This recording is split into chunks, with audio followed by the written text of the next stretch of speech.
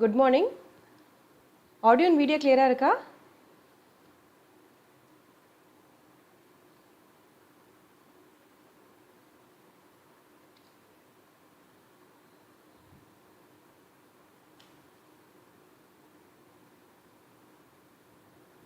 Okay. Okay, sorry all for the delay. கொஞ்சம் technical issues இருந்துச்சு. So sorry for the delay. So நேத்திக்கு பார்த்து current அஃபேர்ஸ்லேருந்து ஒரு 5 MCQஸோட இனி செஷன் ஸ்டார்ட் பண்ணலாம். So first question, since when IISF is being conducted in India? இந்தியாவில் இந்தியன் இன்டர்நேஷ்னல் சயின்ஸ் ஃபெஸ்டிவல் எந்த வருஷத்துலேருந்து கண்டக்ட் பண்ணுறாங்க அப்படிங்கிறதா கேள்வி. So first option 2005, second option 2010, option C 2015, option D 2020. Answers போடலாம்.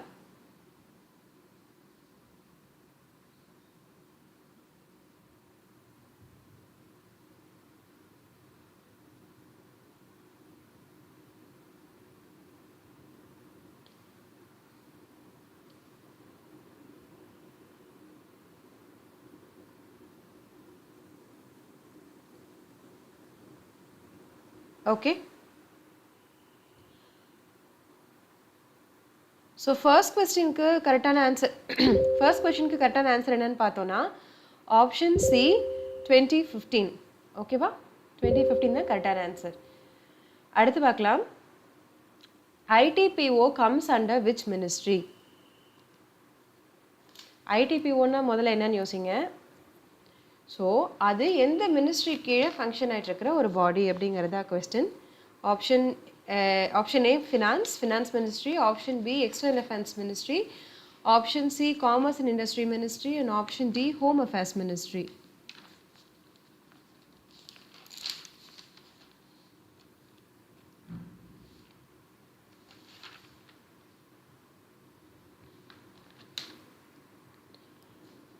செகண்ட் கொஷனுக்கு ஆன்சர்ஸ் போடலாம்.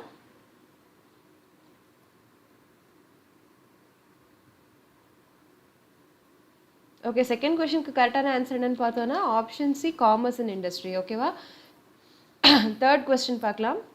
when was PM Kisan launched? PM Kisan எப்போ ஸ்டார்ட் பண்ணாங்கங்கிறது தான் question. Option A 2016, option B 2017, option C 2019, and option D 2021.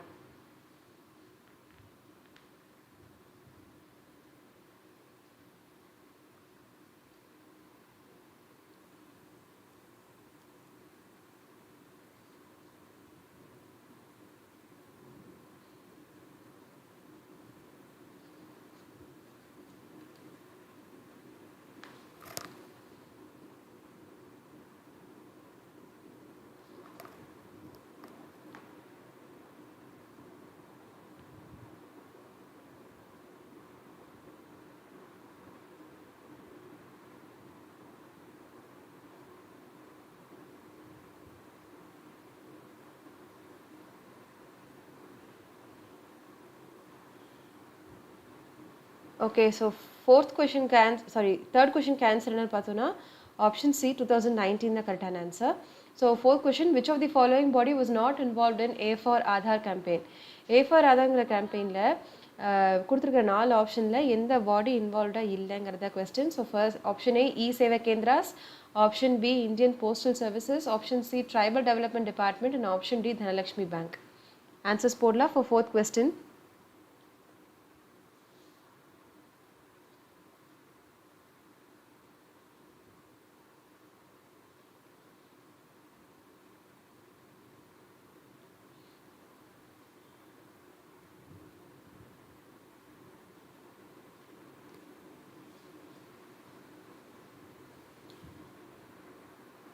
Okay, so fourth கொஷனுக்கு கரெக்டான option என்ன பார்த்தோன்னா option A. ஓகேவா, ஸோ கேரளாவோட இ சேவா மையம் அக்ஷய கேந்திரான்னு சொல்லுவாங்க. ஓகேவா, ஸோ இ சேவை கேந்திராஸ் இல்லை, Akshaya Kendra. And fifth question பார்க்கலாம். In PVTG what does P denote? நேற்று தான் ஜன்ஜாத்திய கௌரவ் திவாஸ்க்காக இந்த பிவிடிஜிக்கு பெனிஃபிஷியலாக ஒரு ஸ்கீமை லான்ச் பண்ணாங்க.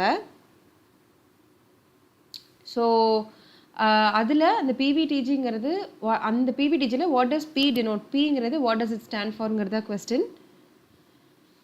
So option A persistently, option B particularly, option C progressively, and option D properly.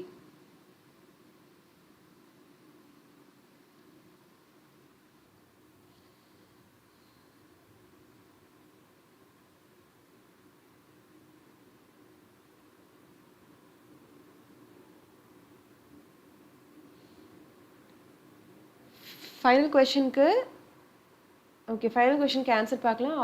Final கொஷனுக்கு ஆன்சர் ஆப்ஷன் பி பர்டிகுலர்லி. பிவிடிஜினா பர்டிகுலர்லி வல்னரபிள் ட்ரைபல் குரூப்ஸ். ஓகேவா? ஸோ அவங்களுக்கான ஒரு ப்ரோக்ராம் தான் நரேந்திர மோடி அவர்கள் நேற்றுக்கு லான்ச் பண்ணாங்க. அண்ட் இதோட நம்ம இன்னைக்கு கரண்ட் அஃபேர்ஸ்குள்ளே போகலாம். So first one, green house gases hit record high in 2022. 2022ல் க்ரீன் ஹவுஸ் கேஸ் எமிஷன்ஸ் எப்பயும் இல்லாத அளவுக்கு இந்த வருடம் 2022ல் வந்து ரொம்ப ஹையாக இருக்குது அப்படின்னு சொல்லியிருக்காங்க. இந்த ரிப்போர்ட்டோட பேர் என்னன்னு பார்த்தோன்னா க்ரீன் ஹவுஸ் கேஸ் புல்லட்டின். ஓகேவா? ஸோ அதுதான் இந்த ரிப்போர்ட்டோட பேர். இது யார் ரிலீஸ் பண்ணுறாங்கன்னு பார்த்தோன்னா United Nations World Meteorological Organization, WMO அப்படின்னு சொல்கிறாங்க. ஸோ அவங்க தான் இந்த ரிப்போர்ட் ரிலீஸ் பண்ணிடுறாங்க. இந்த ஜிஜிபி வந்து இப்போது 2022ல் ரிலீஸ் ஆகிருக்கிறது வந்து 19th எடிஷன். ஓகேவா? ஸோ இந்த WMOன்னா முதல்ல யாருன்னு பார்க்கலாம். ஸோ 1950ல் இவங்க எஸ்டாப்ளிஷ் ஆயிருக்காங்க. எங்கள் ஹெட் குவார்ட்டர்ஸ் எங்கன்னு பார்த்தோன்னா ஜெனீவா, சுவிட்சர்லாண்டில் இருக்குது. ஸோ அதோட மெம்பர் கண்ட்ரிஸ் பார்த்தோன்னா 193 கண்ட்ரிஸ் இவங்க மெம்பர் கண்ட்ரிஸாக இருக்காங்க. ஸோ இவங்க மெயினாக என்ன பண்ணுறாங்க அப்படின்னா, responsible for promoting international cooperation on atmospheric science, climatology, hydrology and geophysics. அதாவது இந்த ஏரியாக்களில், அதாவது atmospheric science, climatology, hydrology, geophysics, இந்த ஏரியாஸில் வந்து இன்டர்நேஷ்னலாக எல்லா கண்ட்ரிஸும் கோஆப்ரேட் பண்ணி சஸ்டைனபிள் ப்ராக்டிசஸ் எல்லாம் எடுத்துக்கிறாங்களா, அதெல்லாம் பண்ணுறாங்களா அப்படின்னு செக் பண்ண வேண்டியது தான் இந்த WMOட ஒர்க். ஓகேவா? ஸோ இந்த WMOட கரண்ட் சீஃப் யாருன்னு பார்த்தோன்னா மிஸ்டர் பெட்டேரி தாலஸ் அப்படிங்கிறவர் தான் கரண்ட் சீஃபு. ஸோ அவங்க ரிலீஸ் பண்ணுற இந்த WMO ரிலீஸ் பண்ணுற இந்த ஜிஜிபி, அதாவது க்ரீன் ஹவுஸ் கேஸ் புல்லட்டின், அது என்ன காமிக்குது அப்படின்னு பார்த்தோன்னா globally averaged surface mole fractions for CO2, CH4 and N2O. அதாவது குளோபலாக, அதாவது ஏர்த்தோட சர்ஃபேஸ் அட்மாஸ்ஃபியரில் எவ்வளோ அமௌண்ட் வந்து carbon di oxide CO2 and எவ்வளோ பர்சன்டேஜ் மீத்தேன் CH4 அண்ட் எவ்வளோ பர்சன்டேஜ் நைட்ரஸ் ஆக்சைடு N2O வந்து இருக்குங்கிறத அனலைஸ் பண்ணி ரிலீஸ் பண்ணுவாங்க இந்த ஜிஜிபியில். ஓகேவா? ஸோ அந்த டேட்டா மட்டும் இருக்காது. இதே மாதிரி ப்ரீவியஸ் இயர் டேட்டாவும் இருக்கும், அதே மாதிரி ப்ரீ இண்டஸ்ட்ரியல் டேட்டாவும் இதில் இருக்கும். ஓகேவா? ஸோ இந்த டேட்டாஸ் எல்லாம் சேர்த்து ஒன்றா பப்ளிஷ் பண்ணுறது தான் இந்த க்ரீன் ஹவுஸ் கேஸ் புல்லட்டின். ஓகேவா? இந்த புல்லட்டின் வந்து இப்போது நம்ம முன்னாடி டிஸ்கஸ் பண்ண மாதிரி நவம்பர் 30லேருந்து டிசம்பர் 12 வரைக்கும் COP28 நடக்க போகுது துபாயில். ஸோ அதை முன்னிட்டு அதுக்கு முன்னாடியே இந்த க்ரீன் ஹவுஸ் கேஸ் புல்லட்டின் வந்து ரிலீஸ் ஆயிருக்கிறதுனால this data will be discussed on major part in COP28 அப்படின்னு சொல்லியிருக்காங்க. COP28ல் இது ஒரு மெயின் டாப்பிக்காக டிஸ்கஸ் பண்ணப்படும் அப்படின்னு சொல்லியிருக்காங்க. ஸோ மெயினாக என்னென்னு பார்த்தோன்னா 2015 பாரிஸ் அக்ரிமெண்ட் இருக்கு இல்லையா? ஸோ அதில் என்ன சொன்னாங்க அப்படின்னா, ப்ரீ இண்டஸ்ட்ரியல் லெவல்ஸை கம்பேர் பண்ணும்போது நம்மளோட குளோபல் வார்மிங்கை வந்து ப்ரீ இண்டஸ்ட்ரியல் லெவல்ஸை விட 2 degrees செல்சியஸ்க்கு ஹையராக போகாமல் பார்த்துக்கணும். அண்ட் முடிஞ்சால் 1.5 degree செல்சியஸோடய நம்ம கர்டைல் பண்ணணும் அப்படிங்கிறது தான் இந்த பாரிஸ் அக்ரிமெண்ட்டோட என்ன சொல்கிறது மெயினாக அந்த பாரிஸ் அக்ரிமெண்ட் இதான் அப்ஜெக்டிவாக இருந்துச்சு. ஆனால் இப்போ என்னன்னு பார்த்தோன்னா, நம்ம இப்போ இந்த புல்லட்டின் மூலமாக என்ன சொல்கிறாங்கன்னு பார்த்தோன்னா, நம்ம எக்ஸ்பெக்ட் பண்ணதை விட கிட்டத்தட்ட 1.15 degree செல்சியஸ் வந்து அந்த ஹையர் சைடில் தான் இருக்குது அப்படின்னு சொல்லியிருக்காங்க. அதே மாதிரி இந்த 2023 இயர் இருக்கு இல்லையா, இந்த வருஷம் தான் இருக்கிறதுலே வார்மஸ்ட் இயர் ஆன் ரெக்கார்ட். அதாவது நம்ம ரெக்கார்ட் பண்ணதுலேருந்து இதுதான் இருக்கிறதுலே ரொம்ப வெப்பநிலை அதிகரித்த ஒரு வருஷமாக இருக்குது அப்படின்னு சொல்லியிருக்காங்க. ஸோ இந்த மாதிரி நம்ம நிறைய ஃபாசில் ஃபியூல்ஸ் யூஸ் பண்ணுறதாலவும், அதே மாதிரி CO2 எமிஷன்ஸ் நிறையா இருக்கிறதாலவும் இந்த குளோபல் வார்மிங் ஜாஸ்தியாக இருக்கிறதுனால என்னென்ன எஃபெக்ட்ஸ்லாம் இருக்க போகுது அப்படின்னா, இன்னும் extreme weather conditions, high amounts of rainfall, at the same time high amount of heat, அதே மாதிரி ஐஸ் மெல்ட் கிளேஷியர் மெல்ட்ஸ் நிறைய இருக்க போகுது. அதனால வந்து சீ வாட்டர் லெவல்ஸ் வந்து ரைஸ் ஆக போகுது. ஓஷனோட ஹீட் லெவல் வந்து இன்க்ரீஸ் ஆக போகுது. அண்ட் அதே மாதிரி அசிடிஃபிகேஷன் ஜாஸ்தியாக போகுது. இந்த மாதிரி நிறைய பின்விளைவுகளை வந்து இது ஏற்படுத்தும்னு சொல்லியிருக்காங்க. அதே மாதிரி socio economic and environmental cost ஒரு ப்ராஜெக்ட் எடுக்கிறோம் அப்படின்னா அந்த ப்ராஜெக்ட் வந்து எப்படி நம்ம என்விரான்மெண்ட்டை டேமேஜ் பண்ணுது இல்லையா, அதை வந்து ரிவர்ஸ் பண்ணுறதுக்கான காஸ்ட் இருக்கு இல்லையா, அது வந்து இன்னும் ஜாஸ்தி ஆகிட்டே போயிட்டு இருக்க போகுது அப்படின்னு சொல்லியிருக்காங்க. ஸோ ஃபாசில் ஃபியூல் யூசேஜை நம்ம இம்மீடியட்டாக கம்மி பண்ண வேண்டியது ரொம்ப அத்தியாவசியமாக மாறி இருக்கு அப்படின்னு சொல்லியிருக்காங்க. ஸோ 2022 இந்த ரிப்போர்ட் படி பார்த்தோன்னா CO2 கான்சன்ட்ரேஷன்ஸ் எவ்வளோ இருக்குன்னு பார்த்தோன்னா 418 பார்ட்ஸ் பெர் மில்லியன். அதாவது ஒரு மில்லியன் அட்மாஸ்பியரிக் கேஸை நம்ம எடுத்தோம் அப்படின்னா அதில் வந்து CO2 மோல் ஃப்ராக்ஷன் எவ்வளோ இருக்குன்னா 418 பார்ட்ஸ் பெர் மில்லியன். ஓகேவா? அதே மாதிரி மீத்தேனோடது பார்த்தோன்னா 1923 parts per billion. And nitrous ஆக்சைடோடது 336 பார்ட்ஸ் பெர் பில்லியன். ஓகேவா? ஸோ இதெல்லாம் வந்து ப்ரீ இண்டஸ்ட்ரியல் லெவல்ஸோட கம்பேர் பண்ணும்போது CO2 கான்சன்ட்ரேஷன் கிட்டத்தட்ட 150% ஹையராக இருக்கிறதாகவும், மீத்தேன் கான்சன்ட்ரேஷன் வந்து 264% ஹையராக இருக்கிறதாகவும், அதே மாதிரி நைட்ரஸ் ஆக்சைடோட பர்சன்டேஜ் 124% வந்து ஹையராக இருக்கிறதாகவும் சொல்லியிருக்காங்க. அண்ட் இந்த குளோபல் வார்மிங் எஃபெக்ட்ஸ் இருக்கு இல்லையா, அதாவது ஒரு கேஸும் வந்து ஒரு லெவல் ஆஃப் வார்மிங் எஃபெக்டை வந்து ஒரு லெவல் ஆஃப் வார்மிங் எஃபெக்டை வந்து அந்த கேஸ் வந்து ப்ரொடியூஸ் பண்ணும். ஸோ இந்த கார்பன் டை ஆக்சைடு வந்து 64% ஆஃப் வார்மிங் எஃபெக்ட்ஸுக்கு ரெஸ்பான்சிபிள். ஸோ இதுதான் வந்து ப்ரீ இண்டஸ்ட்ரியல் லெவல்ஸ்லேருந்து இப்போ வரைக்கும் கம்பேர் பண்ணும்போது இதுதான் ஃபஸ்ட்டு டைம் மோர் தென் 50% இன்க்ரீஸ் வந்து இருந்திருக்கு அப்படின்னு சொல்லியிருக்காங்க. அதே மாதிரி இது 50% இன்க்ரீஸோட நிறுத்தலை, இன்னுமே டே பை டே இன்னும் ஜாஸ்தி ஆகிட்டே போயிட்டுருக்கு இந்த CO2 எமிஷன்ஸு. CO2க்கு பார்த்தீங்கன்னா லாங் லைஃப் இருக்கும். அதாவது இப்போ ரிலீஸ் பண்ணுற CO2 நம்ம எர்த்தோட அட்மாஸ்ஃபியர்லேயே இன்னும் பல வருடங்களுக்கு பல டெக்கேட்ஸுக்கு வந்து அதோட எஃபெக்ட் வந்து இருந்துட்டு இருக்கும். ஸோ அவ்வளோ சீக்கிரம் வந்து CO2வை எர்த்தோட அட்மாஸ்ஃபியர்லேருந்து எர்த்தில் ஜென்ரேட் பண்ண CO2வை அவ்வளோ சீக்கிரம் நம்ம அட்மாஸ்ஃபியர்லேருந்து வெளியேற்றிட முடியாது. ஸோ இப்போ இருக்கிற CO2 லெவல்ஸ் பார்த்தோன்னா நம்ம இம்மீடியட்டாக வந்து நம்ம ஃபாசில் ஃபியூல் யூசேஜை கம்மி பண்ணி நெட் ஜீரோ எமிஷன்ஸை அச்சீவ் பண்ணாலுமே இப்போ இருக்கிற CO2 லெவல்ஸ் வந்து அதோட எஃபெக்ட்ஸ் வந்து கிட்டத்தட்ட டெக்கேட்ஸுக்கு வந்து இருக்க போகுது அப்படின்னு சொல்லியிருக்காங்க. அண்ட் யூஎன் வந்து பர்டிகுலராக ஒரு சென்டென்ஸ் சொல்லியிருக்காங்க. அதாவது there is no magic wand to remove excess CO2.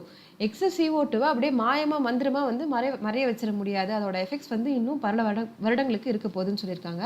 அடுத்து மீத்தேனுக்கு வரலாம். Methane is responsible for 16% of warming effects. ஓகேவா?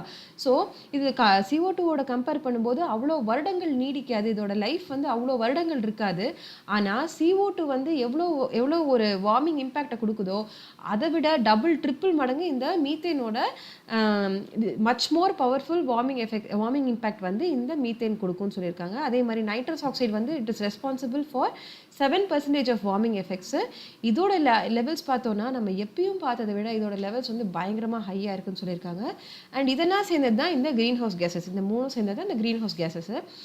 80% of green house gas emissions எங்கேருந்து வந்திருக்குன்னு அனலைஸ் பண்ணியிருக்காங்கன்னு பார்த்தோன்னா G20 கண்ட்ரீஸ்லேருந்து தான் இந்த 80% of green house gas emissions வந்து இருக்குன்னு சொல்லியிருக்காங்க. அண்ட் அதே மாதிரி WHO வந்து டிப்பிங் பாயிண்ட்ஸ் அப்படிங்கிற ஒரு பாயிண்ட்டு சொல்கிறாங்க. அதாவது அந்த பாயிண்ட்டுக்கு மேலே it is where a certain level of change leads to self accelerating and potentially irreversible cascade of changes. அதாவது ஒரு பாயிண்ட்டுக்கு மேலே நம்ம நேச்சரை புஷ் பண்ணும்போது, ஒரு பாயிண்ட்டுக்கு மேலே நம்ம பொல்யூஷன் லெவல்ஸை க்ரியேட் பண்ணும்போது அதுலேருந்து மீண்டு வர முடியாமல் அதுவே வந்து செல்ஃப் ஆக்சிலரேட்டிங், அதுவே தானாக அந்த ஹார்ம்ஃபுல் எஃபெக்ட்ஸ் வந்து அதோட ஹார்ம்ஃபுல் எஃபெக்ட்ஸ் இன்னும் தானாக ஜாஸ்தியாகிட்டே இருக்கும். அதுலேருந்து ரிவர்ஸ் ஆகிறதுக்கு இர்ரிவர்சிபிள் பின்னாடி வரதுக்கு முடியவே முடியாத லெவல்ஸ்க்கு போகிறதுக்கு வாய்ப்பு இருக்குது. அதுக்கு ஒரு எக்ஸாம்பிள் கொடுக்குறாங்க இந்த டிப்பிங் பாயிண்ட்டுக்கு. அது என்னென்னு பார்த்தோன்னா அமேசான் ரெயின் ஃபாரஸ்ட் இருக்கு இல்லையா, அது வந்து ஒரு காலத்தில் ஒரு கார்பன் சிங்க், அதாவது நம்ம ப்ரொடியூஸ் பண்ணுற கார்பன் டை ஆக்சைடை அப்சார்ப் பண்ணக்கூடிய ஒரு பெரிய சோர்ஸாக இருந்துச்சு அமேசான் ரெயின் ஃபாரஸ்ட். ஆனால் இப்போ என்ன இருக்குன்னு பார்த்தோன்னா அது வந்து நிறைய டீஃபாரஸ்டேஷனால it has become a source of emission. அந்த எமிஷன் ஆஃப் க்ரீன் ஹவுஸ் கேஸஸ்க்கு ஒரு சோர்ஸாக மாறிடுச்சு இந்த அமேசான் ரெயின் ஃபாரஸ்ட்டு. அந்த CO2 அப்சர்வ் பண்ணக்கூடிய தன்மையை இந்த அமேசான் ரெயின் ஃபாரஸ்ட் இழந்துருச்சு due to high levels of deforestation சொல்லியிருக்காங்க. அதே மாதிரி இப்போ நம்மளோட ஃபோக்கஸ் நிறையா வந்து இப்போது உக்ரைன் வாருக்கு ஆகட்டும், உக்ரைன் ரஷ்யா வாருக்கு, இஸ்ரேல் பாலஸ்டைன் வாருக்கு, இதுக்கெல்லாம் நம்மளோட ஃபோக்கஸ் போயிட்டே இருக்குது. ஆனால் அதையெல்லாம் விட ரொம்ப பேசிக்கான நீட் நம்ம என்ன இருக்குன்னா இந்த க்ரீன் ஹவுஸ் கேஸ் எஃபெக்ட்ஸை வந்து கம்மி பண்ணுறதும் நெட் ஜீரோ எமிஷன்ஸை வந்து அச்சீவ் பண்ணுறதும் தான் ரொம்ப பேசிக் நீடாக இருக்குது. ஆனால் அதுலேருந்து நம்ம ஃபோக்கஸ் வந்து மாறிட்டே போயிட்டுருக்கு அப்படின்னு சொல்லி இந்த UNWMO அவங்க சொல்லியிருக்காங்க. அடுத்து பார்க்கலாம், இந்தியா ஸ்ரீலங்கா ஜாயிண்ட் எக்ஸசைஸ். இந்தியாவும் ஸ்ரீலங்காவும் கூட்டு பயிற்சி மேற்கொண்டிருக்காங்க. ஸோ எங்கன்னு பார்த்தோன்னா பூனேயில் 16th to 29th நவம்பர் நடக்க போகுது. இது வந்து 9th எடிஷன் ஆஃப் திஸ் எக்ஸசைஸ்ன்னு சொல்லியிருக்காங்க. அண்ட் இந்த எக்ஸசைஸ்க்கான பேர் என்னன்னு பார்த்தோன்னா மித்ரா சக்தி அப்படின்னு சொல்லி பேர் வச்சிருக்காங்க, மித்ரா சக்தி 2023. அண்ட் இதில் பார்ட்டிசிபேட் பண்ண இந்தியன் கண்டிஜென்ட் என்னன்னு பார்த்தோன்னா 120 பர்சனல்ஸ் இருக்க போகிறாங்க. Troops from Maratha light infantry. இன்ஃபென்ட்ரினா இந்த காலாட்படைன்னு சொல்லுவாங்க இல்லையா, நடந்து போய் சண்டை போடுறவங்க. ஸோ அவங்க அதாவது மராத்தா லைட் இன்ஃபென்ட்ரின்னு சொல்கிறாங்க. லைட் இன்ஃபென்ட்ரினா நிறைய அவங்கக்கிட்ட ரொம்ப ஹெவி வெப்பனரியோ இல்லை ரொம்ப ஒரு இடத்துல இன்னொரு இடத்துக்கு ஈஸியாக மொபைலாக ட்ராவல் பண்ணிக்கலாம், ஈஸியாக ட்ராவல் பண்ணக்கூடிய இன்ஃபென்ட்ரி தான் லைட் இன்ஃபென்ட்ரின்னு சொல்லுவாங்க. ஸோ இந்த மராத்தா லைட் இன்ஃபென்ட்ரினா one of the most senior light infantry. இவங்க எப்போவே 1768 வந்து இவங்க மராத்தா லைட் இன்ஃபென்ட்ரி ஆரம்பிச்சாச்சு. ஓகேவா? ஸோ அந்த ரெஜிமெண்ட் தான் வந்து போகிறாங்க அப்படின்னும் அதில் அந்த ரெஜிமெண்ட்லேருந்து 120 பர்சனல்ஸ் வந்து இந்த ஜாயிண்ட் எக்ஸசைஸில் பார்ட்டிசிபேட் பண்ண போகிறாங்க அப்படின்னும், அதே மாதிரி 15 personnels from Indian air force. Indian ஏர்ஃபோர்ஸ்லேருந்து 15 பர்சனல்ஸ் பார்ட்டிசிபேட் பண்ண போகிறதா சொல்லியிருக்காங்க. அதே மாதிரி ஸ்ரீலங்கா சைட்லேருந்து பார்த்தோன்னா personnels from 53 infantry divisions, 53 infantry டிவிஷன்லேருந்து இருக்கிற பர்சனல்ஸும் அதே மாதிரி 5 பர்சனல்ஸ் ஃப்ரம் ஸ்ரீலங்கன் ஏர்ஃபோர்ஸும் பார்ட்டிசிபேட் பண்ணுறதா சொல்லியிருக்காங்க. ஸோ இதோட மெயின் எய்ம் என்னன்னு பார்த்தோன்னா to jointly rehearse conduct of sub-conventional operations under UN Charter. இந்த UN Charterனா முதல்ல என்னென்னு பார்க்கலாம். UN Charterங்கிறது ஒரு basic foundation treaty of United Nations. United நேஷன்ஸ்ங்கிறது உங்களுக்கு நமக்கு தெரிஞ்ச மாதிரி ஒரு இன்டர் கவர்மெண்டல் ஆர்கனைசேஷன்ஸ், நிறையா கவர்மெண்ட் சேர்ந்து ஒரு ஆர்கனைசேஷன். ஸோ இதோட மெயின் 6 ஆர்கன்ஸ், அதாவது 6 பிரைமரி ஆர்கன்ஸ்ன்னு சொல்கிறாங்க. 6 முக்கியமான உறுப்புகள் என்னென்னு பார்த்தோன்னா UN செக்ரட்டேரியட்டு, அப்புறம் UN general assembly, UN security council, UN economic and social council, UN international court of justice and UN trusteeship council. இந்த 6 பாடிஸ் இருக்காங்க யூஎனில். இது அதாவது ரொம்ப முக்கியமான ப்ரைமரி பாடிஸு. அண்ட் இவங்க வந்து எதுக்காக எஸ்டாப்ளிஷ் பண்ணுறாங்க, இந்த யூஎனும் இதோட 6 பாடிஸும் எதுக்காக எஸ்டாப்ளிஷ், பர்பஸ் எதுக்காக எஸ்டாப்ளிஷ் ஆகியிருக்கு, என்ன மாதிரி ஃபங்க்ஷன் ஆக போகிறாங்க, என்னென்ன கோல்ஸை நோக்கி போக போகிறாங்க, இதெல்லாம் வந்து ப்ராப்பராக டிஃபைன் பண்ணுறது தான் இந்த UN சார்ட்டர். இந்த UN சார்ட்டரில் கன்வென்ஷனல் ஆப்ரேஷன்ஸ்னு ஒரு சாப்டர் 7ல் சப்கன்வென்ஷனல் ஆப்ரேஷன்ஸ்ன்னு இருக்குது. அதை வந்து பூர்த்தி பண்ணுற விதமாக இந்த எக்ஸசைஸ் இருக்க போது டு ஜாயிண்ட்லி ரிஹர்ஸ், ரெண்டு கண்ட்ரிஸும் சேர்ந்து ஜாயிண்ட்டாக ரிஹர்ஸ் பண்ண போகிறாங்க அப்படின்னு சொல்லியிருக்காங்க. எந்த மாதிரி எக்ஸசைஸ்லாம் கண்டக்ட் பண்ண போகிறாங்கன்னா, so raid search and destroy missions, heliborne operations, army martial arts routine. அதாவது இப்போது LAC இருக்கு இல்லையா, சைனா பார்டர் இருக்கு இல்லையா, அங்கே வந்து 2 கண்ட்ரிஸும் ஷூட் எதுவும் பண்ணிக்கக்கூடாது அப்படின்னு சொல்லி ரெண்டு கண்ட்ரிஸும் ஒரு அக்ரிமெண்ட் இருக்குது. ஸோ அந்த மாதிரி நிலைமையில் ஏதோ ஒரு மிஸ் அண்டர்ஸ்டாண்டிங் மூலமாக ஒரு ஃபைட் ஸ்டார்ட் ஆகுது அப்படின்னா தேல் மேக் என்ன சொல்கிறது, இம்ப்ரவைஸ்டு வெப்பன்ஸ். அதாவது அங்கே கிடைக்கிற பொருட்களை வச்சோ, ஒரு கட்டையை வச்சோ, இல்லை ஒரு ஃபென்ஸோட அந்த ஃபென்சிங் அந்த முள் வேலி இருக்கும்ல, ஸோ அதை வச்சோ, அந்த மாதிரி அங்கே கிடைக்கிற பொருட்களை வச்சு அப்போ ரெடி பண்ணுற வெப்பன் பேர் இம்ப்ரவைஸ்ட் வெப்பன்ஸ். அந்த மாதிரி இம்ப்ரவைஸ்ட் வெப்பன்ஸை ஃபைட் பண்ணுறதுக்கு இந்த மார்ஷியல் ஆர்ட்ஸ் ட்ரைனிங் வந்து ரொம்ப யூஸ்ஃபுல்லாக இருக்குன்னு சொல்லியிருக்காங்க. ஸோ அதனால் army martial arts routine Amar அப்படிங்கிற ஒரு ஃபைட்டிங் இதை வந்து கொண்டு வந்தாங்க நம்ம இந்தியன் ஆர்மி. ஓகேவா? ஸோ அதையும் வந்து இந்த எக்ஸசைஸில் வந்து 2 கண்ட்ரியும் ஜாயிண்ட்டாக ரிஹர்ஸ் பண்ண போகிறதா சொல்லியிருக்காங்க. அதே மாதிரி ஈவன் யோகா, அப்புறம் drones and counter unmanned aerial systems. அதாவது ஹெலிகாப்டரில் அதாவது ஆட்கள் போய் தாக்குதல் நடத்துகிற மாதிரி மட்டும் இல்லாமல் நிறையா அன்மேன்ட் ஏரியல், அதாவது ட்ரோன்ஸ் வச்சு தாக்குறது, அந்த மாதிரியான எக்ஸசைஸு. அதே மாதிரி ட்ரில்ஸ் டு செக்யூர் ஹெலிபேட்ஸ். அவசரமாக நம்ம வாங்கணும் அப்படின்னா செக்யூர் ஹெலிபேட்ஸ், அதாவது பத்திரமான ஒரு செக்யூரிட்டி ப்ரொவைட் பண்ணுற ஹெலிபேட்ஸுக்கு எப்படி டக்குன்னு எவாக்குவேட் பண்ணணும் அப்படிங்கிற அந்த மாதிரியான ட்ரில்ஸ் எல்லாமும் இந்த எக்ஸசைஸில் வந்து ஜாயிண்ட்டாக ரிஹர்ஸ் பண்ண போகிறதா சொல்லியிருக்காங்க. அடுத்து பார்க்கலாம், Chandrayaan 3 cryogenic Appar stage re-enter the earth. அதாவது சந்திரயான் 3 இருக்கு இல்லையா, ஸோ அதோட அந்த கிரையோஜெனிக்ங்கிறது என்னன்னு பார்த்தோன்னா, நம்ம உங்களுக்கே தெரியும், ராக்கெட் மேலே போக ஒரு பார்ட்டாக அதாவது ப்ரொபல்ஷன் அந்த எப்படி சொல்கிறது, உள்ளே இருக்கிற அந்த ஃபியூவல் இருக்கு இல்லையா, அந்த ஃபியூவல்லாம் ஒரு பார்ட்டாக தீர அந்த கொஞ்சம் கொஞ்சமாக அந்த இது கழண்டுகிட்டே வரும். அண்ட் ஒன்ஸ் எந்த ஆர்பிட்டில் போய் சேர்க்கணுமோ அந்த இடத்துல சேர்த்துட்டு அந்த ஆர்பிட்டில் லான்ச் பண்ணதுக்கப்புறம் அந்த லாஸ்ட்டாக இருக்கிற அந்த அப்பர் ஸ்டேஜ் வந்து கழண்டு அப்படியே அந்த இதில் வந்து என்ன சொல்கிறது கழண்டுரும். அந்த இதுலேருந்து அந்த ராக்கெட்லேருந்து அந்த சேட்டலைட்லேருந்து கழண்டுரும். ஸோ இந்த சந்திரயான் 3யோட இந்த கிரையோஜெனிக் அப்பர் ஸ்டேஜ் என்ன இருக்குது அப்படின்னா மறுபடியும் ஏர்த்தோட அட்மாஸ்பியருக்குள்ளே வந்திருக்கு அப்படின்னு சொல்லியிருக்காங்க. ஸோ இந்த நம்ம சந்திரயான் 3 லான்ச் பண்ண வெஹிக்கிள் என்னன்னு பார்த்தோம்னா LMV3, அதாவது லான்ச் வெஹிக்கிள் Mark 3ங்கிறது தான் லான்ச் பண்ணிச்சு. ஸோ அது வந்து சந்திரயான் 3 அந்த சேட்டலைட்டை அதோட இன்டர்நெட் ஆர்பிட்குள்ளே போய் வச்சுட்டு என்ன பண்ணியிருக்கு அப்படின்னா இட் ஹஸ் அண்டர்கொவென்ட் பாசிவேஷன் அப்படின்னா அதில் இருக்கிற மிச்ச ஃபியூவல் இல்லை எனர்ஜி சோர்ஸ் எல்லாம் தானாகவே அதுவே எம்டி பண்ணிக்கும். ஸோ அந்த மாதிரி ஒரு பாசிவேஷனை இட் ஹஸ் அண்டர்கான். அந்த மாதிரி பண்ணிவிட்டு இப்போ என்ன இருக்குன்னா மறுபடியும் ஏர்த்தோட அட்மாஸ்பியருக்குள்ளே வந்து மறுபடியும் ஏர்த்தில் வந்து விழுக போகுதுன்னு சொல்லியிருக்காங்க. ஸோ ப்ராபபிள் இம்பேக்ட் பாயிண்ட் எங்கே அப்படின்னு பார்த்தோன்னா நார்த் பசிபிக் ஓஷனில் வந்து விழுக போகுதுன்னு சொல்லியிருக்காங்க. ஸோ இந்த பாசிவேஷன் வந்து நம்ம அந்த கிரையோஜெனிக் என்ஜின் பண்ணிச்சு இல்லையா, ஸோ அது வந்து நம்ம ஒரு கைட்லைன் யுனைடெட் நேஷன்ஸும் IADC அப்படிங்கிற ஒரு ஏஜென்சியும் ஒரு கைட்லைன்ஸ் வந்து ப்ரிப்பேர் பண்ணியிருக்காங்க. இந்த கைட்லைன்ஸ் படி தான் வந்து ஒரு ராக்கெட் லான்ச் பண்ணுறதுக்கு முன்னாடி இந்த கைட்லைன்ஸ் எல்லாம் ஃபாலோ பண்ணியிருக்கணும் அப்படிங்கிறது தான் ஃபாலோ பண்ணியிருக்கணும். ஓகேவா? ஸோ இந்த IADC அப்படின்னா inter agency space debris coordination committee. ஸ்பேஸில் இந்த மாதிரி தேவையில்லாத சேட்டலைட்டோட மிச்ச பாகங்கள் இல்லை இந்த மாதிரி ராக்கெட்ஸோட மிச்ச பாகங்கள் இதெல்லாம் வந்து நம்ம ஏர்த்தோட ஆர்பிட்டில் சுற்றிட்டே இருக்கும். ஸோ அதை மேனேஜ் பண்ணுறதுக்கான ஒரு ஆர்கனைசேஷன் தான் inter agency space debris coordination committee. இவங்க வந்து 1933 ஃபங்க்ஷன் ஆகிட்டு இருக்காங்க. ஸோ இதோட மெயின் எய்ம் என்னென்னு பார்த்தோன்னா to coordinate efforts to deal with debris around debris in the orbit around earth. அதாவது ஏர்த்தோட ஆர்பிட்டில் சுற்றி இருக்கிற இந்த மாதிரி தேவையில்லாத ராக்கெட்டோட மிச்ச பொருட்களாகட்டும் இந்த மாதிரி டெப்ரியை வந்து எடுக்கிறது தான். டெப்ரி எப்படி மேனேஜ் பண்ண போகிறோம் அப்படின்னு டிஸ்கஸ் பண்ணுறது தான் இந்த IADCயோட மெயின் எய்ம். அவங்க வந்து என்ன பண்ணாங்க அப்படின்னா மார்ச் 2020 ஒரு கைட்லைன்ஸ் வந்து ரிலீஸ் பண்ணாங்க.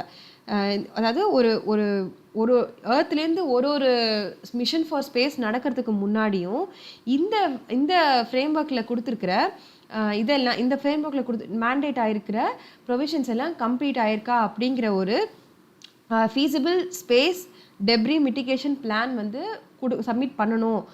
Each space programme to establish and document a feasible space debris mitigation plan. ஒரு ஸ்பேஸ் ப்ரோக்ராமும் இந்த மேனேஜ்மெண்ட்டை இந்த டெப்ரி மிட்டிகேஷன் பிளானை ஃபைல் பண்ணியிருக்கணும் அப்படின்னு சொல்லியிருக்காங்க. ஸோ அதில் என்னென்னு பார்த்தோன்னா management plan addressing space debris mitigation activities, அதே மாதிரி measures to minimise hazard related to malfunctions. அதாவது மால்ஃபங்க்ஷன் ஆக போகுதுன்னா அதை வந்து அதுலேருந்து நடக்க போகிற உயிர் சேதங்கள் ப்ராப்பர்ட்டி சேதங்களை வந்து எப்படி மினிமைஸ் பண்ண போகிறோம், இந்த மாதிரியான ப்ரொவிஷன்ஸ் எல்லாம் நிறையா இந்த IADCயோட ஃப்ரேம்ஒர்க்கில் இருக்கும். ஓகேவா? அதில் மென்ஷன் ஆகிருக்கிற ஒரு பாயிண்ட் தான் இந்த பாசிவேஷன். அதாவது அந்த இன்ஜினில் இருக்கிற அந்த கிரையோஜெனிக் அப்பர் ஸ்டேஜில் இருக்கிற ஃபியூவல் எல்லாம் தானாக எம்டி ஆகிக்கணும் அப்படிங்கிறது தான் அப்படிங்கிற அந்த பாசிவேஷனுங்கிறது இந்த ஃப்ரேம்ஒர்க்கில் மென்ஷன் ஆகிருக்கிற ஒரு பாயிண்ட்டு. ஸோ இந்த சந்திரயான் 3 வந்து இந்த இன்டர்நேஷ்னல் கைட்லைன்ஸை அப்ஹோல்ட் பண்ணுது அப்படிங்கிறதுக்கான ஒரு எக்ஸாம்பிள் தான் இந்த சந்திரயான் 3யோட அப்பர் ஸ்டேஜ் வந்து பாசிவேஷன் அண்டர்கான் பண்ணதுக்கு இது ஒரு மெயின் எக்ஸாம்பிள் அப்படின்னு சொல்லியிருக்காங்க இஸ்ரோ. ஓகேவா? அடுத்து பார்க்கலாம். NASA and ISRO complete key test for நிசார்னா NASA ISRO synthetic aperture radar. ஓகேவா? ஸோ இது வந்து Jan 2024 வந்து லான்ச் பண்ணலாம் அப்படின்னு சொல்லி சதீஷ் தவான் சென்டர்லேருந்து லான்ச் பண்ணலாம் அப்படின்னு சொல்லிட்டு இருக்காங்க. ஸோ இதோட மிஷன் டியூரேஷன் என்னன்னு பார்த்தோன்னா 3 years அண்ட் லான்ச் வெஹிக்கிள் என்ன இருக்குன்னு பார்த்தோன்னா GSLV Mark 2 அண்ட் இதோட அப்ராக்சிமேட் காஸ்ட் என்னன்னு பார்த்தோன்னா 1.5 billion. இது என்னன்னு பார்த்தோன்னா மெயின்லி ஒரு லோ எர்த் ஆர்பிட் அப்சர்வேட்டரி இந்த நிசாருங்கிறது எதுக்காக லான்ச் பண்ணுறாங்கன்னு பார்த்தோன்னா to survey all earth's land and ice covered surfaces every 12 days. ஒரு 12 daysக்கும் ஏர்த்தில் இருக்கிற நிலப்பரப்பையும் அண்ட் ஐஸ் கவர்ட் ரீஜன்ஸையும் அது சர்வே பண்ணும் அப்படின்னு சொல்லியிருக்காங்க. ஸோ இது லான்ச் பண்ணுறதுக்கு இப்போது நிசாருக்கு வந்து பார்த்தோன்னா L band and S band ரெண்டுமே இருக்கும் அப்படின்னு சொல்லியிருக்காங்க. அண்ட் இது மூலமா இது 2 பேண்ட்ஸுமே இருக்கிறது மூலமா இன்னும் குயிக்கரா அது வந்து அனலைஸ் பண்ணி இன்னும் ஹை ரெசல்யூஷன் இமேஜஸ் அது ப்ரொடியூஸ் பண்ண முடியும். ஸோ நாசாவோட பங்களிப்பும் பாதி இருக்கு. இஸ்ரோவோட பங்களிப்பும் பாதி இருக்கு. ஓகேவா? நாசாவோட பங்களிப்பு வந்து நாசாவோட ஜெட் ப்ரொபல்ஷன் லேபரட்டரின்னு சொல்றாங்க. இது வந்து கால்டெக், அதாவது கலிஃபோர்னியா டெக்னிக்கல் யூனிவர்சிட்டி இருக்காங்க இல்லையா? ஸோ அவங்களோட ஒரு இதுதான் வந்து ஜெட் ப்ரொபல்ஷன் லேபரட்டரி. ஆனால் நாசாவோட மிஷன்ஸ்க்காக இந்த ஜேபிஎல் வந்து ஃபங்க்ஷன் ஆகிட்டு இருக்காங்க. ஸோ அவங்க வந்து இந்த ஸ்லைடில் இருக்கும் பாருங்கள். So L band synthetic aperture radar, அப்புறம் radar reflector, antenna, deployable boom, high rate communication subsystem, இதெல்லாம் வந்து நாசா சைட் ப்ரொடியூஸ் பண்ணுறாங்க. அண்ட் இஸ்ரோ சைடு என்னென்னு பார்த்தோன்னா யூஆர் ராவ் சேட்டலைட் சென்டர் இருக்கு இல்லையா? ஸோ அவங்க வந்து என்ன பண்ணுறாங்கன்னா space craft bus, S-band radar, அதுக்கு அதே மாதிரி லான்ச் வெஹிக்கிள் அண்ட் அதே மாதிரி லான்ச்சிங் சர்வீசஸ், இதெல்லாம் வந்து இஸ்ரோ சைட்லேருந்து அவங்க வந்து இது பண்ணுறாங்க.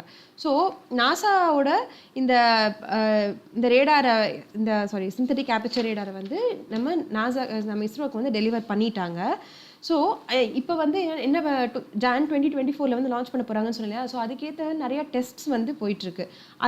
அதில் வந்து எந்த மாதிரி டெஸ்ட்லாம் கம்ப்ளீட் பண்ணியிருக்காங்கன்னு பார்த்தோன்னா thermal vacuuming test, electromagnetic interference test, magnetic compatibility test, இதெல்லாம் மூலமாக என்ன அப்படின்னா சின்ன சின்ன பக்ஸ் இல்லை டெம்பரேச்சர் ரிலேட்டட் இஷ்யூஸ் ஏதாவது இருக்குது அப்படின்னா அதெல்லாம் இந்த டெஸ்ட் மூலமாக சரி பண்ணிடலாம் அப்படின்னு சொல்லியிருக்காங்க. அதே மாதிரி நெக்ஸ்ட் என்னன்னு பார்த்தோன்னா வைப்ரேஷன்ஸ் டெஸ்ட்டு.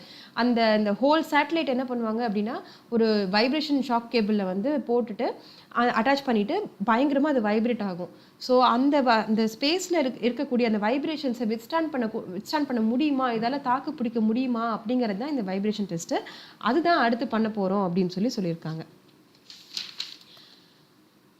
அடுத்து பார்க்கலாம். So voice of global south summit. இந்த குளோபல் சவுத்னா முதல்ல என்னென்னு பார்க்கலாம். ஸோ ஏஷியா அதாவது countries in Asian continent, Africa and south America, இந்த காண்டினென்ட்ஸில் இருக்கிற கண்ட்ரிஸ் எல்லாம் சேர்ந்தது தான் குளோபல் சவுத் அப்படின்னு சொல்லியிருக்காங்க. ஸோ வாய்ஸ் ஆஃப் குளோபல் சவுத்துங்கிற ஒரு சம்மித்தை நம்ம இந்தியா வந்து first எடிஷனாக January 12th and 13th 2023 வந்து first time voice of global south சம்மிட்னு சொல்லி ஒரு சம்மிட்டை கண்டக்ட் பண்ணாங்க. ஸோ மெயினாக என்னன்னு பார்த்தோம் அப்படின்னா representatives, voice of global south is a representative of countries in Asia, Africa and South America who come together to discuss issues affecting the global south. இந்த global southல இருக்கிற countries என்னென்ன இஷ்யூஸ்னா ஓவராலாக ஏர்த்தில் நடக்கிற எல்லா இஷ்யூஸும் எப்படி இந்த குளோபல் சவுத் கண்ட்ரீஸை எப்படி அஃபெக்ட் பண்ணுது அப்படின்னு டிஸ்கஸ் பண்ணுறது தான் இந்த சம்மிட்டு. அண்ட் ஃபஸ்ட் எடிஷன் வந்து வர்ச்சுவல் சம்மிட்டாக நடந்துச்சு, அதாவது த்ரூ வீடியோ கான்ஃபரன்ஸ் மூலமாக நடந்துச்சு. அண்ட் அதோட தீம் என்னென்னு பார்த்தோன்னா, அதாவது ஃபஸ்ட் எடிஷனோட தீம் என்னென்னு பார்த்தோன்னா unity of voice, unity of purpose, இதுதான் ஃபஸ்ட்டு எடிஷனோட தீமாக இருந்துச்சு. அண்ட் அதில் என்னன்னு பார்த்தோன்னா மோடி அவர்கள் வந்து ஒரு ஸ்பீச் கொடுத்திருந்தாரு. அந்த ஸ்பீச்சில் என்ன சொல்லியிருந்தாருன்னு பார்த்தோன்னா most of the global challenges are not created by the global south but they affect us more. அதாவது இப்போ உலகத்தில் நடக்கிற நிறைய இஷ்யூஸ் வந்து குளோபல் சவுத் மூலமாக நடக்கலை, ஆனால் இட் இஸ் அஃபெக்டிங் அஸ் மோர். ஆனால் அவங்க மிச்சவங்க பண்ணுறதுனால நம்ம நிறைய அஃபெக்ட் ஆகுறோம், குளோபல் சவுத் கண்ட்ரிஸ் வந்து நிறைய அஃபெக்ட் ஆகுதுன்னு சொல்லியிருக்காரு. அதே மாதிரி ஃபஸ்ட் எடிஷன் வந்து நிறைய இந்த ரஷ்யா உக்ரைன் வார் பற்றி நிறைய டிஸ்கஸ் பண்ணாங்க. இப்போ வந்து இதோட செகண்ட் எடிஷன் வந்து லான்ச் பண்ண போகிறதா இன்னைக்கு நவம்பர் 17th வந்து voice of global south second summit வந்து ஆர்கனைஸ் பண்ண போகிறாங்க. அண்ட் அகெயின் இந்த டைமும் இந்தியா தான் ஹோஸ்டாக இருக்காங்க. அண்ட் இந்த டைம் வந்து நம்ம இந்தியா வந்து G20 பிரசிடென்சி எடுத்துக்கிட்டோம் இல்லையா? ஸோ அதை பற்றியும் அதே மாதிரி இஸ்ரேல் பாலஸ்டைன் வாரை பற்றியும் டிஸ்கஷன் மெயினாக போகும் அப்படின்னு சொல்லியிருக்காங்க. இதில் வந்து 10 செஷன்ஸ் வந்து டு பி ஹெல்ட். இந்த second voice of global south சம்மிட்டில் 10 செஷன்ஸ் நடக்க போகுதுன்னு சொல்லியிருக்காங்க. மெயினாக வந்து இந்த இஸ்ரேலி காசா ஸ்ட்ரிப் கான்ஃப்ளிக்டை பற்றி இருக்க போகுதுன்னு சொல்லியிருக்காங்க. ஸோ நமக்கே தெரியும் October 26 வந்து யுனைடெட் நேஷன்ஸ் ஜென்ரல் அசம்பிளியில் தெர் வாஸ் ஒரு ஓட் நடந்துச்சு. இந்த immediate ceasefire in Gaza, அந்த காசாவில் வந்து இஸ்ரேல் வந்து எப்படி கண்டினியூஸ் ஷூட்டிங் நடத்திட்டு இருக்கு அப்படிங்கிறதையும் அதை இமீடியட்டாக ஸ்டாப் பண்ணணும். சீஸ் ஃபயர்னா இமீடியட்டாக ஷூட்டிங்கை அண்ட் பாம்பிங்கை வந்து ஸ்டாப் பண்ணணும் அப்படிங்கிறது தான் அந்த மாதிரி ஒரு ஓட்டிங் போச்சு. அதில் வந்து இந்தியா ஆப்ஸ்டெயின்ட். நிறையா countries, most of the countries வந்து சீஸ் ஃபயருக்கு தான் ஆஃப் பண்ணாங்க. சீக்கிரமே இமீடியட்டாக வந்து ஷூட்டிங் அண்ட் பாம்பிங் வந்து ஸ்டாப் பண்ணணும் அப்படின்னு சொல்லி ஓட் பண்ணாங்க. But India abstain from voting. India வந்து நாங்கள் ஓட் பண்ணலை, நாங்கள் எங்களுக்கு எந்த விதமான ஒப்பீனியும் இல்லைன்னு சொல்லிட்டாங்க. ஸோ இது ரிகார்டிங்காகவும் இந்த குளோபல் சவுத் சம்மிட்டில் வந்து டிஸ்கஸ் பண்ண போகிறாங்கன்னு சொல்லியிருக்காங்க. ஸோ இந்த வருஷத்துக்கான தீம் என்னன்னு பார்த்தோன்னா together, for everyone's growth with everyone's trust அப்படிங்கிறது தான் இந்த வருஷத்துக்கான தீம். அடுத்து பார்க்கலாம். IGBC launches NEST framework. ஐஜிபிசிங்கிறது Indian green building council. So இவங்க என்னன்னு பார்த்தோன்னா, இவங்களோட மெயின் விஷன் என்னன்னு பார்த்தோன்னா, sustainable built environment for all. எல்லாருக்குமே வந்து நிலையான கட்டமைக்கப்பட்ட சூழல் இருக்கணும் அப்படிங்கிறது தான் இவங்களோட மெயின் விஷன். இவங்க சிஐஐ கான்ஃபெடரேஷன் ஆஃப் இந்தியன் இண்டஸ்ட்ரின்னு பார்த்தோம் இல்லையா, ஸோ அவங்களுக்கு கீழே வரது தான் இந்த இந்தியன் கிரீன் பில்டிங் கவுன்சில். 2001லேருந்து ஃபங்க்ஷன் ஆகிட்டு இருக்காங்க. ஸோ இப்போ இவங்களோட மெயின் இவங்களோட ஹெட் குவார்ட்டர்ஸ் எங்கே இருக்குன்னு பார்த்தோன்னா ஹைதராபாத்தில் சிஐஐ சோராப்ஜி கிரீன் பிஸ்னஸ் சென்டர்னு சொல்லியிருக்காங்க. ஸோ அதுதான் இந்தியாவோட ஃபர்ஸ்ட் பிளாட்டினம் ரேட்டட், அதாவது highest level of rated green building. So it has net zero energy building அப்படின்னு சொல்லியிருக்காங்க. ஸோ ஏதாவது எனர்ஜி வேஸ்டேஜ் ஆகட்டும் இல்லை கார்பன் ஃபுட் பிரிண்ட்டை டு த மினிமம் கம்மி பண்ணியிருக்கிறதா இந்த க்ரீன் பில்டிங்ஸு. ஸோ அந்த மாதிரியான ஒரு பில்டிங்கில் இருக்கிறது தான் இந்த ஐஜிபிசி. ஓகேவா? அண்ட் அவங்க என்ன பண்ணுறாங்க அப்படின்னா, இப்போ வரைக்கும் பார்த்தோன்னா கமர்ஷியல் பில்டிங்ஸில் இல்லைனா கவர்மெண்ட் பில்டிங்ஸில் தான் இந்த க்ரீன் பில்டிங் கான்செப்டை வந்து இன்கார்பரேட் பண்ணிகிட்டு இருந்தாங்க. ஆனால் இப்போ என்ன பண்ணியிருக்காங்கன்னா நெஸ்ட் ஃப்ரேம்ஒர்க் அப்படின்னு ஒரு ஃப்ரேம்ஒர்க்கை ரிலீஸ் பண்ணியிருக்காங்க. ஸோ அதில் வந்து நிறையா ரூல்ஸ் அண்ட் ரெகுலேஷன்ஸ் இருக்குது. அதெல்லாம் ஃபாலோ பண்ணி கட்டமைக்கப்பட்ட ஒரு ரெசிடென்ஷியல் பில்டிங்கை வந்து அவங்க வந்து ரேட்டிங் அண்ட் சர்டிஃபிகேஷன் கொடுப்பாங்க. ஓகேவா? ஸோ இது வந்து ஒரு சஸ்டைனபிள் ஈகோ ஃப்ரெண்ட்லி கன்ஸ்ட்ரக்ஷன் அப்படின்னு சொல்லி சர்டிஃபிகேஷன் கொடுப்பாங்க. அதுதான் பண்ணிகிட்டு இருக்காங்க. அண்ட் இப்போ வந்து என்னென்னு பார்த்தோன்னா ஐஜிபிசியோட ஒரு க்ரீன் பில்டிங் காங்கிரஸ் 2028 அப்படிங்கிறது ஒன்று நடக்க போகுது, சென்னையில் நடக்க போகுது. ஸோ அதோட தீம் என்னென்னு பார்த்தோன்னா advancing net zero through decarbonisation அப்படிங்கிறது தான் இந்த வருஷத்துக்கான தீம்னு சொல்லியிருக்காங்க. ஸோ இந்த கான்ஃபரன்ஸ் என்ன பண்ண போகிறாங்கன்னு பார்த்தோன்னா, it serves as a platform for construction industry stake holders in the country to create sustainable building environment for achieving net zero carbon emissions. Net zero carbon emissions achieve பண்ணுறதுக்கு என்னென்னலாம் பண்ணணும், எப்படிலாம் sustainable buildings கட்டலாம் அப்படின்ட்டு discuss பண்ணுறதுக்காக, அதாவது construction இண்டஸ்ட்ரியில் இருக்கிற ஸ்டேக் ஹோல்டர்ஸ் டிஸ்கஸ் பண்ணுறதுக்கான ஒரு பிளாட்ஃபார்மாக இருக்க போகுதுன்னு சொல்லியிருக்காங்க. அண்ட் இந்த நெஸ்ட் மூலமாக வந்து முன்னாடியே corporate buildings and commercial buildings and government பில்டிங்ஸ்க்கு இருந்த இந்த க்ரீன் பில்டிங் சர்டிஃபிகேஷன் வந்து ரெசிடென்ஷியல் பில்டிங் சைடுக்கும் வரப்போகுது. அண்ட் இது மூலமாக பார்த்தோம் அப்படின்னா இந்த நெஸ்ட் இம்ப்ளிமெண்ட் பண்ணுறது மூலமாக பார்த்தோன்னா ஒரு வீட்டுக்கும் கிட்டத்தட்ட எலக்ட்ரிசிட்டி கன்சப்ஷன் வந்து 20 to 30% கம்மியாகிறதாகவும் அண்ட் வாட்டர் யூசேஜ் கன்சப்ஷன் வந்து 30 to 50% கம்மியாகிறதாகவும் சொல்லியிருக்காங்க. அடுத்து பார்க்கலாம் கிளாஸ் ஆன் வீல்ஸ். மேங்களூரில் வந்து என்ன இருக்குன்னு பார்த்தோன்னா எம் ஃப்ரெண்ட்ஸ் சேரிட்டபிள் ட்ரஸ்ட்னு ஒரு ட்ரஸ்ட் இருக்காங்க. அவங்க கிளாஸ் ஆன் வீல்ஸ் அப்படிங்கிற ஒரு இனிஷியேட்டிவை ஆரம்பிச்சிருக்காங்க. இது என்னென்னு பார்த்தோன்னா ஒரு மொபைல் கம்ப்யூட்டர் கிளாஸ், ஒரு பஸ்ஸை வந்து மாடிஃபை பண்ணி அதில் வந்து ஒரு 16 laptops, 16 revolving chairs, projector, wifi, sound system அதெல்லாம் ஃபிட் பண்ணி அதை வந்து கவர்மெண்ட் ஸ்கூல் ஸ்டூடெண்ட்ஸ் இருக்காங்க இல்லையா, primary upper primary students and higher primary students இருக்காங்க இல்லையா, ஸோ அவங்களுக்கு இந்த கம்ப்யூட்டர் கிளாஸை கண்டக்ட் பண்ணுறதுக்கான ஒரு கிளாஸ் ஆன் வீல்ஸ் அப்படிங்கிற இனிஷியேட்டிவை ஆரம்பிச்சிருக்காங்க. ஸோ இந்த ஐடியா இந்த ட்ரஸ்ட்டோட ஜென்ரல் செக்ரட்டரி யாருன்னு பார்த்தோன்னா மிஸ்டர் ரஷீத் விட்லா. ஓகேவா? ஸோ அவரோட இன்டர்வியூவில் என்ன சொல்லியிருக்காரு அப்படின்னு பார்த்தோன்னா, இந்த மொபைல் கம்ப்யூட்டர் கிளாஸ்க்கான இனிஷியேட்டிவ், இந்த ஐடியா எங்கே வந்துச்சு அப்படின்னு பார்த்தோன்னா, முகமது ஹனீஃப் புத்தூர் அப்படிங்கிற ஒருத்தர் இருக்கார். அவர் வந்து manager at Mohammed bin Rashid space centre lab in UAE. துபாயில் Mohammed bin Rashid space centre லேப்னு இருக்குது. அங்கே ஒர்க் பண்ணுற ஒரு மேனேஜர் தான் முகமது ஹனீஃப் புத்தூர். ஸோ இவர் என்ன பண்ணியிருக்காரு அப்படின்னா, அவர் ஒரு ப்ரைஸ் வின் பண்ணியிருக்காரு. ஸோ கிட்டத்தட்ட 50 lakhs, அந்த ப்ரைஸோட மதிப்பீடு வந்து கிட்டத்தட்ட 50 lakhs. அந்த 50 lakhs-ஐ இவரோட சொந்த ஊரான புத்தூரில் இருக்கிற கவர்மெண்ட் ஸ்கூல் ஸ்டூடெண்ட்ஸுக்கு பெனிஃபிஷியலாக இருக்கணும்னு சொல்லி டொனேட் பண்ணியிருக்காரு. இந்த 50 lakhs-ஐயும் ப்ளஸ் இந்த ட்ரஸ்ட்டாக ஜென்ரேட் பண்ண 10 lakhs-ஐயும் சேர்த்து தான் இந்த கிளாஸ் ஆன் வீல்ஸ் ஆரம்பிச்சிருக்காங்க. அண்ட் இதை வந்து மிச்ச டிஸ்ட்ரிக்ஸ்க்கும் எடுத்துகிட்டு போகணும் அப்படிங்கிறது இவங்களோட எய்மாக இருக்குது. இந்த எம் ஃப்ரெண்ட்ஸ் சேரிட்டபிள் ட்ரஸ்ட்டோட எய்மாக இருக்குது. அடுத்து பார்க்கலாம். லாஸ்ட் ஒன், நேஷ்னல் ப்ரெஸ் டே நவம்பர் 16 வந்து இந்தியாவில் நேஷ்னல் ப்ரெஸ் டேவாக கொண்டாடுறாங்க. ஸோ ஏன் கொண்டாடுறாங்கன்னு பார்த்தோன்னா, இன்றைக்கி தான் வந்து ப்ரெஸ் கவுன்சில் ஆஃப் இந்தியா வந்து ஃபார்ம் பண்ணாங்க. ஸோ ப்ரெஸ் கவுன்சில் ஆஃப் இந்தியானா மாரல் வாட்ச் டாக், அதாவது இந்தியாவில் ஃபங்க்ஷன் ஆகிட்டு இருக்கிற ப்ரெஸ் கம்பெனிஸ் எல்லாமே வந்து ப்ராப்பராக எந்த விதமான ஒரு மாரல் அண்ட் எத்திக்கல் இஷ்யூஸ் எதுவும் இல்லாமல் ஃபங்க்ஷன் ஆகுதான்னு பார்க்குறது தான் இந்த ப்ரெஸ் கவுன்சில் சூப்பர்வைஸ் பண்ணுறது தான் இந்த ப்ரெஸ் கவுன்சில் ஆஃப் இந்தியாவோட வேலை. ஓகேவா? So to commemorate a free and accountable press, சுதந்திரமான மற்றும் ஒரு பொறுப்பான பத்திரிகையை நிறைவு கூறுவதற்காக தான் இந்த நவம்பர் 16 நேஷனல் ப்ரெஸ் டேவாக நம்ம கொண்டாடுறோம். ஸோ இந்த வருஷத்துக்கான தீம் என்னன்னு பார்த்தோன்னா, media in the era of artificial intelligence. ஓகேவா? 2023க்கான தீம், இந்த வருஷத்துக்கான தீம். ஓகேவா? அதே மாதிரி நவம்பர் 16 தான் இன்டர்நேஷ்னல் டே ஆஃப் டாலரன்ஸும் நம்ம வந்து அப்சர்வ் பண்ணுறோம். ஸோ யார் டிக்ளேர் பண்ணியிருக்காங்கன்னு பார்த்தோன்னா, டிக்ளேர்ட் பை யுனெஸ்கோ இன் 1996லேருந்து நம்ம இதை அப்சர்வ் பண்ணிகிட்டு இருக்கோம். ஸோ எதுக்காகன்னு பார்த்தோன்னா, to strengthen tolerance among people by fostering mutual understanding. அதாவது பரஸ்பர புரிதல், ஒருத்தருக்கு ஒருத்தர் புரிஞ்சுக்கிட்டு இருந்தோம் அப்படின்னா there will be tolerance among people. இவங்க டிஃப்ரெண்ட்டாக இருக்காங்க அப்படிங்கிறதுனால அவங்க கூட எனிமிட்டியை மெயின்டைன் பண்ணாமல் ஒரு சகிப்புத்தன்மையை வந்து உருவாக்குறதுக்கான ஒரு நாள் தான் வந்து இன்டர்நேஷ்னல் டே ஆஃப் டாலரன்ஸ். அதை வந்து நவம்பர் 16 வந்து செலிப்ரேட் பண்ணிகிட்ருக்கோம், அப்சர்வ் பண்ணிகிட்ருக்கோம். அண்ட் 1995 வந்து யூஎன் இயர் ஃபார் டாலரன்ஸ் சொல்லி டிக்ளேர் பண்ணாங்க. அண்ட் 1995 டிக்ளேர் பண்ணாங்க. 1996லேருந்து we are observing international day of tolerance. ஓகேவா? ஸோ இந்த வருஷத்துக்கான தீம் என்னென்னு பார்த்தோன்னா, tolerance a path to peace and reconciliation. ஓகேவா? இந்த வருஷத்துக்கான தீம்.